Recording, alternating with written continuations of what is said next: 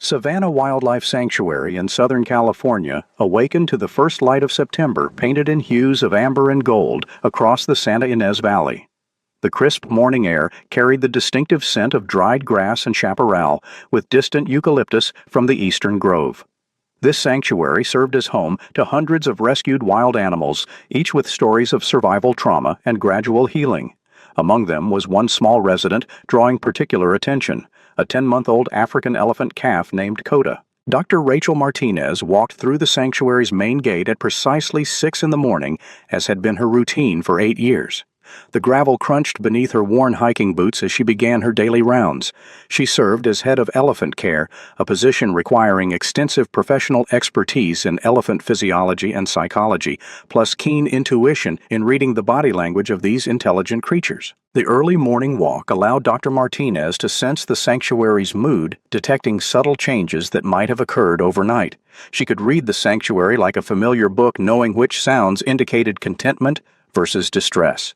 The gentle trumpeting from the elephant enclosure, soft chuffing of big cats, and melodic calls of rescued birds formed a symphony of rehabilitation she understood intimately. The elephant enclosure sprawled across 5 acres of carefully designed landscape, meticulously crafted to simulate the African savanna. Massive artificial baobab trees provided both shade and enrichment opportunities. A crystal-clear pond reflected the California sky like a mirror, its edges lined with native stones. Safety barriers were cleverly disguised among tall grass clusters, consisting of reinforced steel cables and transparent panels that allowed unobstructed viewing. Scattered throughout were enrichment features, massive logs for scratching, specially designed mud wallows, and feeding stations that encouraged natural foraging behaviors. The entire space had been developed in consultation with elephant behaviorists to promote both physical health and psychological well-being. This had been Coda's home since his rescue at 3 months old. Coda's story began with a heartbreaking incident that Dr. Martinez could recall with painful clarity, even though she hadn't been present when it occurred. The tragedy had unfolded in the northern region of Botswana, in an area where human-wildlife conflict had been escalating for years. His mother, a magnificent cow elephant named Themba, according to the local wildlife officials, had been part of a matriarchal herd that had ventured too close to agricultural areas during a severe drought. The water sources within their traditional territory had dried up, forcing the elephants to search for sustenance in areas increasingly dominated by human activity. The poachers who killed Themba were part of an international ivory trafficking network that had been operating across southern Africa for decades. They struck at night using high-powered rifles and night vision equipment that gave them an overwhelming advantage over the elephants. Themba's tusks, though not exceptionally large by historical standards, represented thousands of dollars in illegal ivory markets. The poachers had shown no concern for the orphaned calf they left behind, seeing him only as an impediment to their escape. When the rescue team found Coda 3 days after the attack, he was discovered huddled beneath his mother's lifeless body, refusing to leave her side despite the dangers posed by scavengers and exposure. The calf was severely dehydrated, his skin hanging loose on his small frame, and his eyes reflected a trauma that seemed almost human in its depth and complexity. The rescue operation required a specialized team of veterinarians, wildlife officials, and animal behaviorists working together to safely capture and transport the traumatized calf. The journey from Botswana to California involved multiple flights, specialized equipment to maintain Coda's health during transport, and round-the-clock monitoring by veterinary staff. When Coda arrived at Savannah Wildlife Sanctuary, he weighed only 20 kilograms, exactly half the normal weight for an elephant calf his age. His condition was so precarious that Dr. Martinez and her team had prepared for the very real possibility that he might not survive his first week in their care. The trauma Coda had experienced went beyond physical deprivation. Elephants are among the most emotionally sophisticated animals on Earth, capable of complex grief, anxiety, and depression. Young calves depend not only on their mothers for milk and protection, but also for emotional security and social learning. The violent separation Coda had experienced represented a catastrophic disruption of all these essential developmental processes. The first months at the sanctuary represented an endless battle for survival that tested every resource and every ounce of expertise that the staff possessed. Coda refused formula milk with a determination that bordered on self-destructive, his trunk turning away from every bottle offered, regardless of the temperature consistency or nutritional additives that the veterinary team tried. His rejection of sustenance wasn't merely physical. It seemed to represent a deeper psychological withdrawal from a world that had proven itself capable of unimaginable cruelty. The medical intervention required to keep Coda alive during those critical first weeks was intensive and around the clock. Veterinarians had to insert a feeding tube through his trunk, a procedure that was both medically complex and emotionally traumatic for an already devastated animal. The tube feeding had to be carefully monitored to prevent aspiration pneumonia, a deadly complication that could easily occur if the formula entered his lungs instead of his stomach. Dr. Martinez and her team developed a comprehensive treatment protocol that addressed not only Coda's physical needs, but also his psychological trauma. They consulted with elephant specialists from around the world, including researchers who had studied trauma recovery in wild elephant populations. The consensus was that Coda's survival would depend as much on emotional healing as on medical intervention. His sleep patterns revealed the depth of his psychological distress. Elephant calves normally sleep in close physical contact with their mothers, finding security in the warmth and steady heartbeat of the adult. Coda's sleep was frequently interrupted by nightmares that manifested through trembling cries that echoed through the sanctuary at night, desperate trunk movements that seemed to be searching for his mother, and episodes of what could only be described as panic attacks. During these episodes, his heart rate would spike dangerously high, and he would trumpet with a desperation that was heartbreaking to witness. The sanctuary's veterinary team consulted with specialists in animal psychology and even human trauma therapists to develop strategies for helping Coda cope with his grief and fear. They installed special monitoring equipment to track his vital signs during sleep, administered mild sedatives when his anxiety reached dangerous levels, and even experimented with playing recordings of elephant vocalizations to provide some sense of social connection during his most difficult nights. Each day brought small victories and devastating setbacks. Coda might accept a small amount of formula one morning, raising hopes among the staff, only to refuse all food for the next 2 days. His weight fluctuated dangerously, and there were several occasions when Dr. Martinez feared they were losing him not to any physical ailment, but to what could only be described as a broken heart. Emma Wilson was 20 years old when she first arrived at Savannah Wildlife Sanctuary as part of a competitive internship program. She came from a farming community in rural Oregon, where her family had raised cattle for 3 generations. Her childhood among large animals gave her intuitive understanding of livestock behavior and the patience required for working with creatures that outweighed her by hundreds of pounds. Emma possessed qualities that made her uniquely suited for traumatized animals. Her sun-bleached blonde hair and determined blue eyes reflected a childhood spent outdoors, but her emotional resilience and unwavering patience caught Dr. Martinez's attention. Unlike many volunteers motivated by romantic ideas of working with exotic animals, Emma demonstrated mature understanding that animal care involved long periods of routine punctuated by crisis moments. When Dr. Martinez announced that Coda would require round-the-clock monitoring, Emma was first to volunteer. She moved her belongings into a weatherproof tent erected outside Coda's enclosure close enough to hear his breathing and detect condition changes throughout the night. Emma's commitment went beyond any internship requirements. She equipped her tent with a Camp Cot battery-powered heater and monitoring system that would alert her to vital sign changes.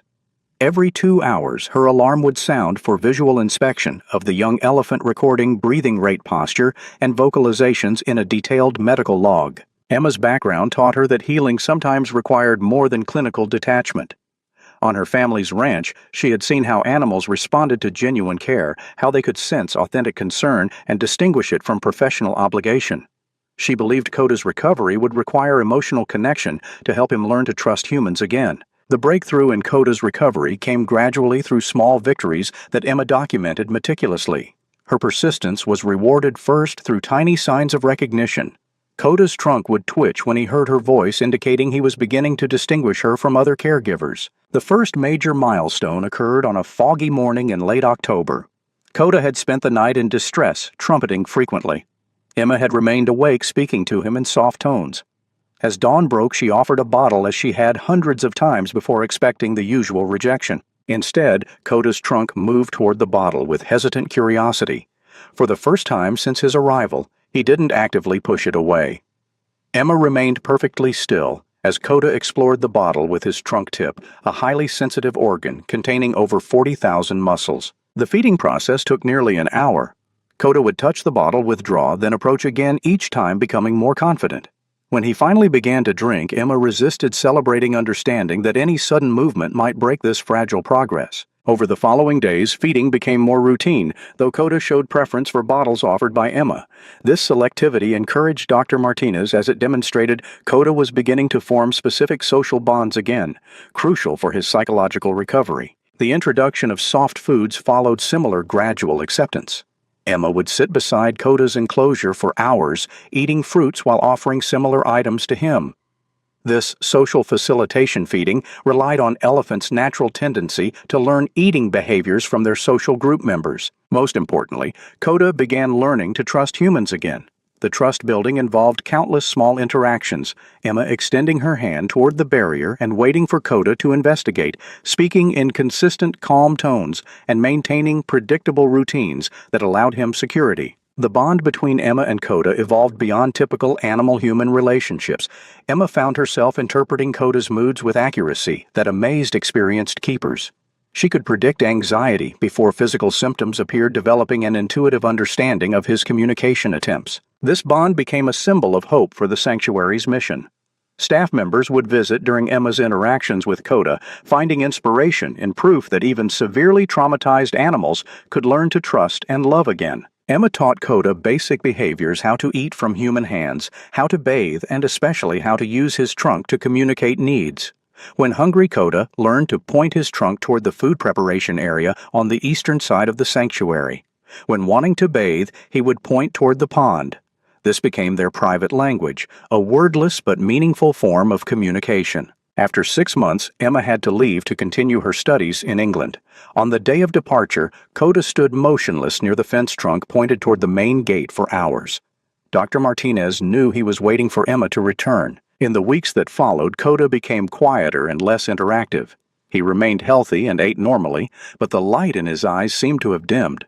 The care staff tried to fill the void Emma had left, but that special connection could not be replaced. 3 weeks ago, Dr. Martinez began noticing a new behavior in Coda. Every morning from 6 to 8 o'clock, he would stand near the fence and continuously point his trunk eastward, not toward the food preparation area, but toward a completely different section. This behavior showed no signs of illness or stress. Coda remained cheerful, ate well, and interacted normally with the other elephants in the group. But this trunk-pointing gesture was different. It didn't resemble Coda's expression of basic needs. Instead, there was a persistence, a purposeful focus that Dr. Martinez couldn't ignore. This morning, as Dr. Martinez conducted her routine check on Coda, she was surprised to see a familiar figure standing near the visitor area. Emma Wilson had returned. Emma looked somewhat different after 6 months in Europe. Her once sun-tanned skin was now paler, her hair longer and neatly tied back. But her blue eyes retained the same warmth and determination that Dr. Martinez remembered so well. When Coda saw Emma, his reaction was remarkable. He didn't rush over immediately, but stood still, as if unable to believe his eyes. Then, with dignity and solemnity, Coda approached the fence and did what he had been doing for 3 weeks, pointed his trunk eastward. But this time was different.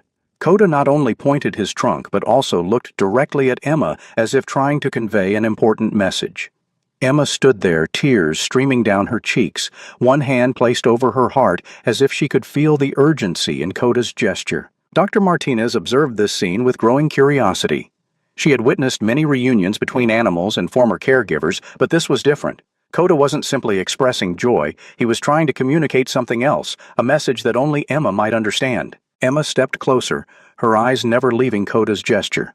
There was a silent understanding between them, a language formed during long nights, caring for a small creature fighting to survive. When Dr. Martinez approached, Emma turned with a worried expression. She explained that Coda's behavior wasn't a normal greeting. During the months of caring for him, Emma had learned that every elephant gesture had its own meaning.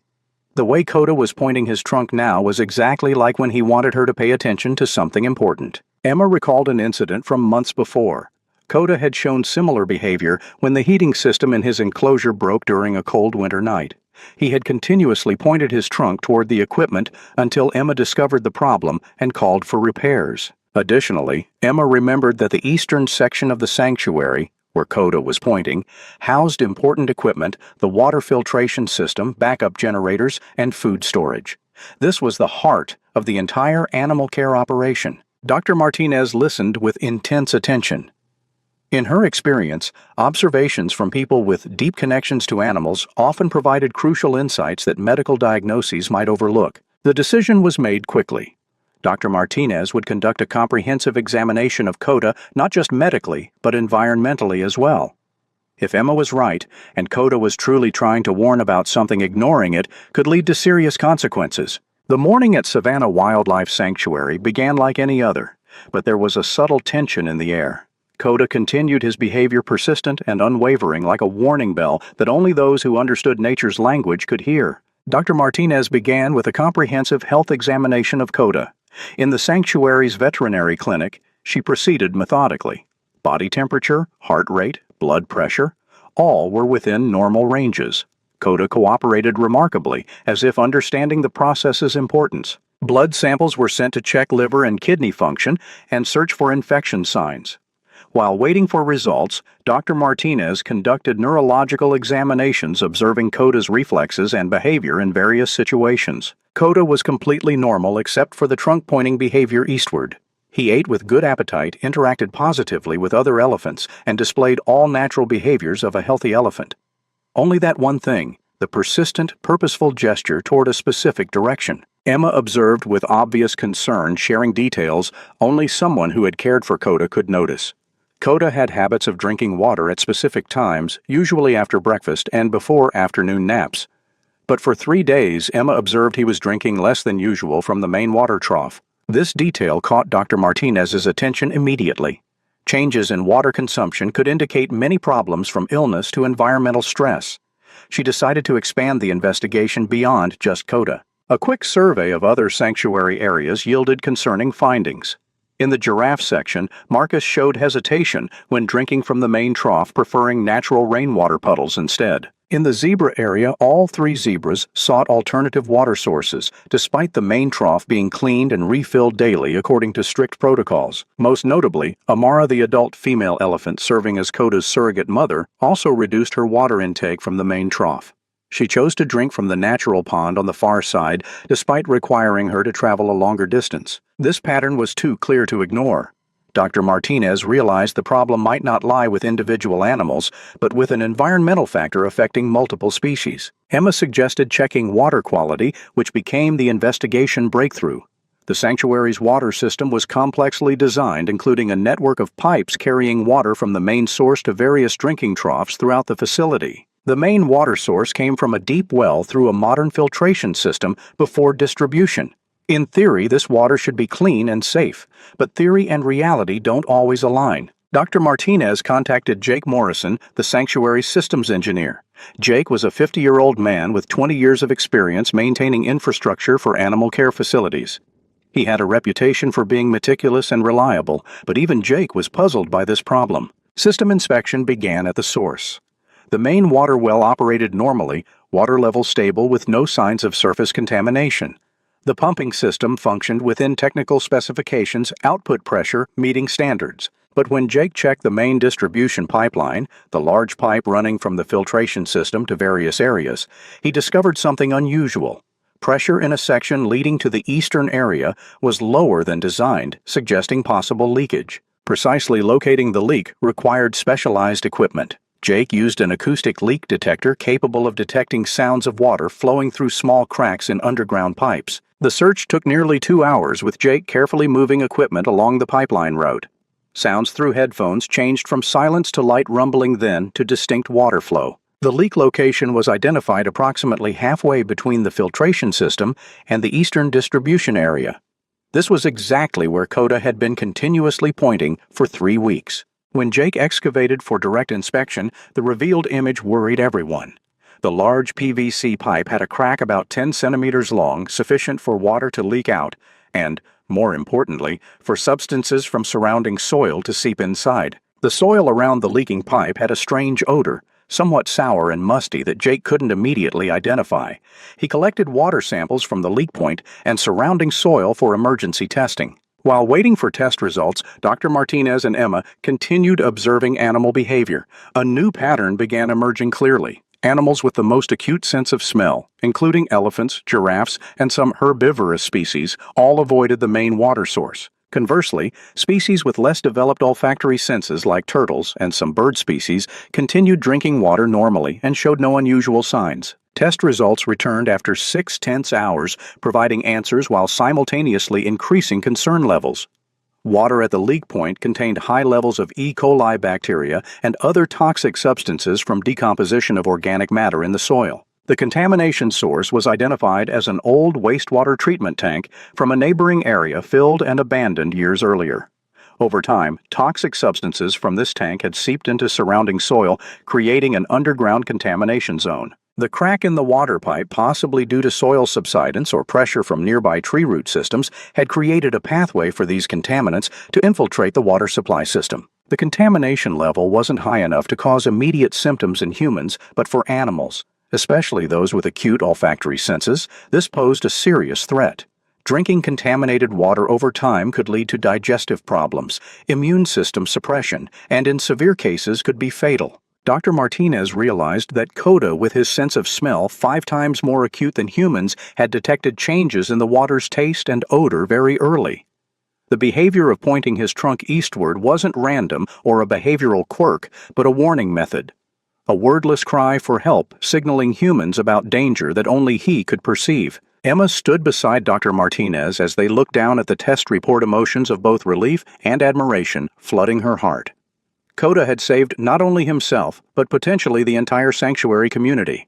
His persistent, seemingly inexplicable behavior had been a sophisticated early warning system, demonstrating the remarkable intelligence and protective instincts of elephants. The discovery of water contamination triggered immediate emergency protocols at Savannah Wildlife Sanctuary. Dr. Martinez worked with Jake Morrison to shut down the main water distribution system while implementing emergency measures to ensure all animals had access to clean water. Large water trucks arrived within hours, positioned strategically throughout the sanctuary. Portable water tanks were installed near each enclosure, filled with clean municipal water that had been tested and certified.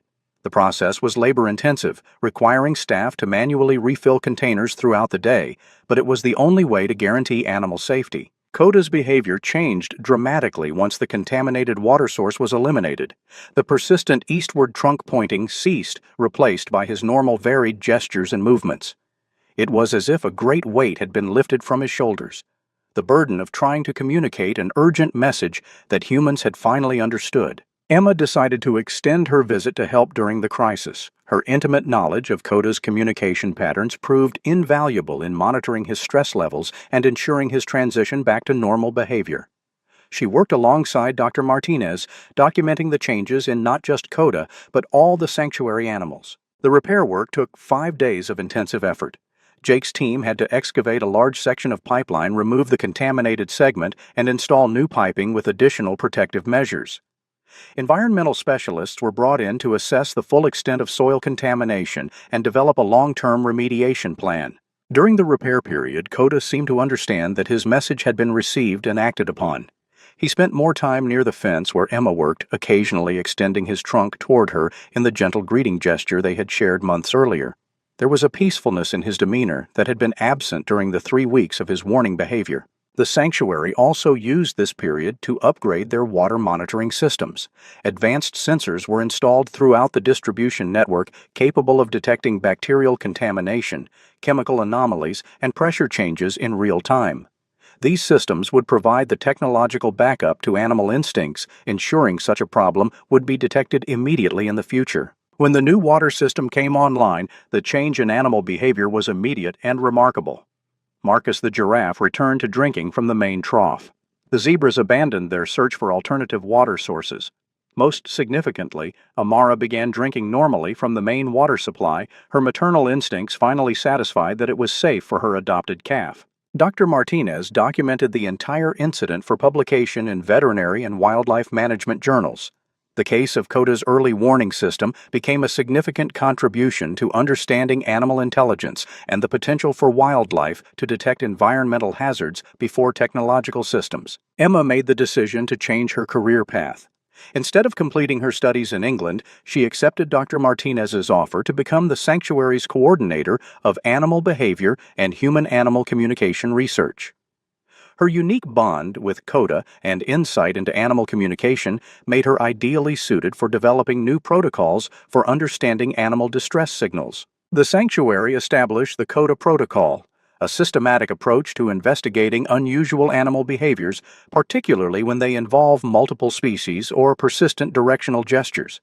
This protocol would later be adopted by wildlife facilities across North America, preventing similar contamination incidents at other locations. 3 months after the water crisis, Savannah Wildlife Sanctuary had not only fully recovered, but had become stronger and more resilient. The advanced monitoring systems, combined with trained staff who understood the importance of animal behavioral observations, created multiple layers of protection for the sanctuary's residents. Coda thrived under Emma's renewed care and the knowledge that his community was safe. He grew larger and more confident, developing into a young elephant who displayed remarkable intelligence and social awareness.